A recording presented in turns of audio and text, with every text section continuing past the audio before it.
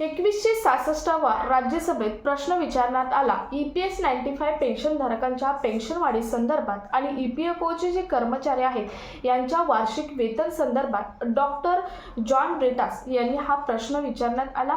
या प्रश्नाचे उत्तर हे माननीय राज्यमंत्री सुश्री शोभा करंदीजे यांनी दिलेले आहे. तर त्यांनी EPS 95 पेन्शनधारकांसंदर्भात 3 प्रश्न आणि जे EPFOचे कर्मचारी आहेत वार्षिक वेतन संदर्भात 4 प्रश्न विचारले. तर नेमके हे प्रश्न कोणते आहेत आणि माननीय सुश्री शोभा करंदीजे यांनी याचं उत्तर देताना काय सांगितलं, यामुळे तुम्हाला EPS 95 पेन्शनधारकांना त्यांचं पेन्शन संदर्भातील जे पेन्शन वाढीचं अपडेट आहे ते कुठंपर्यंत आलं आहे ते तर समजणारच आहे, परंतु कर्मचाऱ्यांना सुद्धा त्यांची अपडेट ही समजणार आहे. त्यामुळे सर्व हा व्हिडिओ डिटेलमध्ये पाहायचा आहे, स्किप न करता शेवटपर्यंत पहा. चॅनलवर पहिल्यांदा आला असेल तर अशाच महत्त्वपूर्ण आणि गव्हर्नमेंटच्या नवीन अपडेटसाठी चॅनल सबस्क्राईब करा, शेजारी बेल आयकॉन सुद्धा ऑन करून ठेवा, म्हणजे असेच महत्त्वपूर्ण अपडेट तुमच्यापर्यंत रेग्युलर पोहोचत राहतील. तर नमस्कार, मी पूनम आणि तुम्ही पाहत आहात पुन्हा एक नवीन अपडेट. पहिल्यांदा आपण प्रश्न पाहूयात की कोणते प्रश्न हे डॉक्टर जॉन ब्रिटास यांनी राज्यसभेत विचारलेले आहेत. 2166वा प्रश्न हा EPS 95 पेन्शनधारक आणि जे कर्मचारी आहेत EPFOचे कर्मचारी आहेत त्यांच्या वार्षिक वेतन संदर्भात प्रश्न विचारलेले आहेत. कोणते आहेत पाहूया. त्यातील पहिला प्रश्न आहे तो म्हणजे मी तुम्हाला बाजूला लिस्ट त्याची देणार आहे. हिंदीमधून लिस्ट आहे, तुम्हाला मी मराठीमधून सांगते कोणते कोणते प्रश्न विचारले. पहिला प्रश्न आहे मागच्या 5 वर्षापूर्वीचा EPFO कर्मचाऱ्यांचा वार्षिक वेतन फैसला नेमका काय आहे. त्यानंतर दुसरा प्रश्न आहे तो म्हणजे वित्तीय वर्ष 2024-25 साठी EPFO कर्मचाऱ्यांची प्रत्येक श्रेणी हेतू वार्षिक वेतन सर्वेक्षणाचा फैसला किंवा निर्णय काय आहे. त्यानंतर तिसरा प्रश्न मागच्या 5 वर्षादरम्यान EPFOचा जो कुल वर्षवार प्रशासनिक स्थापना आणि परिचालन सर्वेक्षणाचा निर्णय नेमका काय आहे.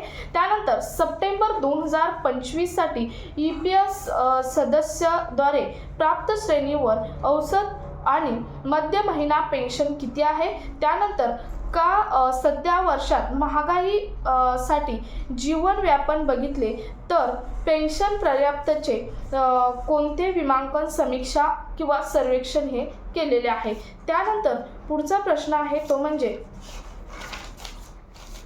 सरकार न्यूनतम पेन्शनमध्ये संशोधन करण्याचा प्रस्ताव ठेवत आहे का. जर हो तर ठीक आहे आणि जर नाही तर त्याचं कारण काय आहे. त्यानंतर कमी पेन्शन असणाऱ्या पेन्शनधारकांची संख्या किती आहे आणि किती पेन्शनधारकांना 1000 पेन्शन मिळते किंवा किती जे म्हणजे थोडक्यात सर्वेक्षण काय आहे, कमी पेन्शन धारक किती आहेत आणि 1000 पेन्शन मिळणारे पेन्शनधारक किती आहे याचं सर्वेक्षण तुमच्याकडे काय आहे किंवा किती आहे. आता याच्यावर उत्तर देताना सुश्री शोभा करंदीजे ज्या राज्यमंत्री आहेत यांनी उत्तर दिलेलं आहे. सेम आता EPS 95 पेन्शनधारकांना जे उत्तर दिलेलं आहे ते आपण पाहूयात. बघा, त्यांनी सांगितलेलं आहे ministry of state of labour and employment Sushri Shobha Karandlaje यांनी सांगितलेलं आहे. बघा, एक बेनिफिटवाली ही म्हणजेच एम्प्लॉय कॉन्ट्रीब्युशन होणारी स्कीम आहे. म्हणजे जी EPS 95 आहे, EPS 95 जी स्कीम आहे ती एक बेनिफिटवाली एम्प्लॉय कॉन्ट्रीब्युशन घेणारी स्कीम आहे. याच्यामध्ये 8.33% एम्प्लॉयचे कॉन्ट्रीब्युशन असते तर 1.16% हे गव्हर्नमेंट देते. 15,000 बेसिक सॅलरीवाल्यांनाच या स्कीमचा बेनिफिट मिळतो. म्हणजे बेसिक सॅलरी लिमिट हे 15,000 आहे. ही पेन्शन दिली आहे म्हणजे 31/3/2019 पर्यंतची योजना ही प्रोग्रेसमध्ये आहे असं त्यांनी आन्सर दिलेलं आहे. परंतु DA संदर्भात मोठा धक्कादायक खुलासा सुद्धा त्यांनी केलेला आहे. आता ही मागं सुद्धा अपडेट आलं होतं आणि यावेळी सुद्धा त्यांनी तीच सांगितलेलं आहे.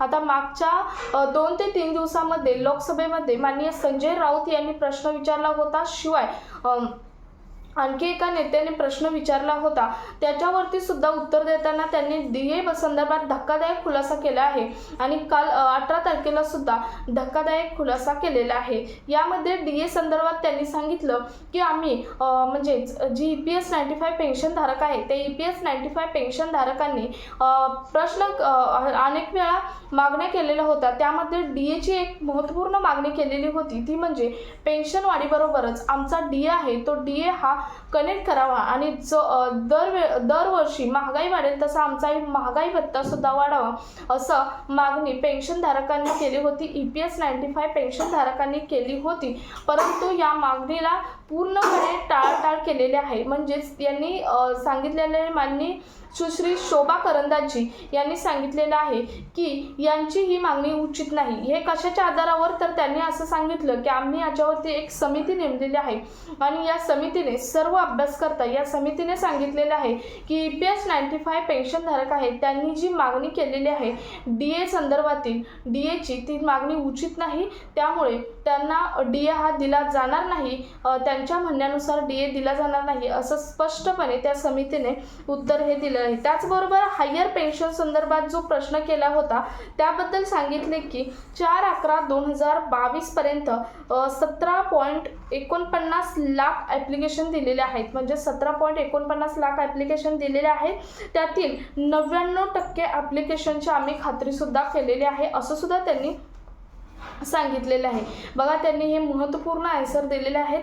जे EPS 95 पेन्शनधारक होते त्या पेन्शनधारकांचे जे प्रश्न केले होते राज्यसभेमध्ये त्या संदर्भात हे आन्सर दिलेले आहेत आणि बाकीच्या सर्व प्रश्नांना त्यांनी टाळाटाळ केलेले आहे. म्हणजे भरपूर असे प्रश्न हे डॉक्टर जॉन यांनी विचारले होते, परंतु त्याच्या बाकीच्या सर्व प्रश्नांना टाळाटाळ करत इतक्याच प्रश्नाची उत्तरे जे की दरवेळी दिली जातात. आता जेव्हापासून अधिवेशन चालू झालेलं आहे तेव्हापासून बऱ्याच वेळा EPS 95 पेन्शनधारक असतील किंवा EPFOचे कर्मचारी असतील यांच्या वार्षिक वेतन संदर्भात अनेक प्रश्न विचारण्यात आले, परंतु प्रत्येक वेळी त्यांनी टाळाटाळच केलेली दिसत आहे आणि EPS 95 पेन्शनधारकांना उत्तर देताना हेच उत्तर त्यांनी प्रत्येक वेळी दिलेलं आहे. परंतु त्यांनी अशी कोणतीही फिक्स डेडलाईन, आता परवा संजय राऊत यांनी डायरेक्ट विचारलं होतं की तुमची डेडलाईन कोणती आहे, म्हणजे तुम्ही EPS 95 पेन्शनधारकांना त्यांचं शांततापूर्वक आंदोलन चालू आहे,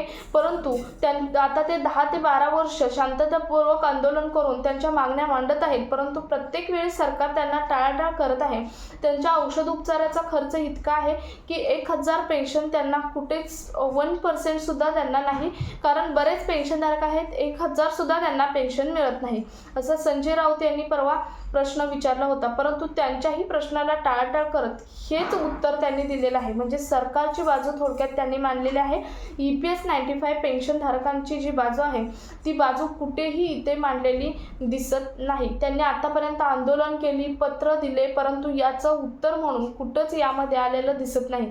तर 17 ऑक्टोबरला एक पत्र लिखित स्वरूपात दिलं होतं, त्याचं सुद्धा आजपर्यंत उत्तर दिलेलं नाही आणि म्हणूनच कमांडर अशोक राऊत सुद्धा दिल्लीमध्ये आहेत. बऱ्याच जे मंत्री आहेत, वित्तमंत्री असतील, श्रममंत्री असतील, यांना वारंवार लिखित स्वरूपाचे ते पत्रसुद्धा देत आहेत, परंतु यावरती कोणत्याही प्रकारचं अजूनसुद्धा आन्सर आलेले नाही.